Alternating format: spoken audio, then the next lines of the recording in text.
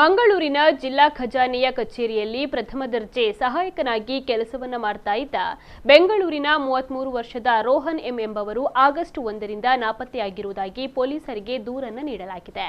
ಬೆಂಗಳೂರಿನ ನಂಜಮ್ಮ ಲೇಔಟ್ನ ನಿವಾಸಿ ಮುನಿರಾಜ್ ರೆಡ್ಡಿ ಎಂಬವರ ಪುತ್ರ ರೋಹನ್ ಎಂಬವರು ಮಂಗಳೂರಿನ ಜಿಲ್ಲಾ ಖಜಾನೆಯಲ್ಲಿ 2 ವರ್ಷಗಳಿಂದ ಕೆಲಸವನ್ನ ಮಾಡ್ತಾ ಇದ್ರು. ಗುರುಪೌರ್ಣಿಮೆಯ ಪ್ರಯುಕ್ತ ಗುಜರಾತ್ಗೆ ಹೋಗುವುದಾಗಿ ತೆರಳಿದ್ದ ರೋಹನ್ ಅವರು ಬಳಿಕ ಕಾಣೆಯಾಗಿದ್ದಾರೆ. ಫೋನ್ ಸಂಪರ್ಕಕ್ಕೂ ಕೂಡ ಸಿಗದೆ ನಾಪತ್ತೆಯಾಗಿದ್ದಾರೆ ಎಂದು ಅವರ ತಂದೆ ಮುನಿರಾಜ್ ರೆಡ್ಡಿ ಅವರು ಕಂಕನಾಡಿ ನಗರ ಪೊಲೀಸ್ ಠಾಣೆಗೆ ದೂರನ್ನು ನೀಡಿದ್ದಾರೆ.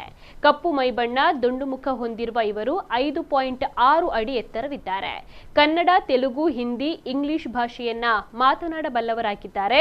ಇವರ ಬಗ್ಗೆ ಯಾರಿಗಾದರೂ ತಿಳಿದು ಬಂದಲ್ಲಿ ಕೂಡಲೇ ಕಂಕನಾಡಿ ನಗರ ಪೊಲೀಸ್ ಠಾಣೆ ಪೊಲೀಸರಿಗೆ ದೂರವಾಣಿ ಸಂಖ್ಯೆ 9480805354ಕ್ಕೆ ಕರೆ ಮಾಡಿ ತಿಳಿಸಲು ಪೊಲೀಸ್ ಪ್ರಕಟಣೆ ತಿಳಿಸಿದೆ.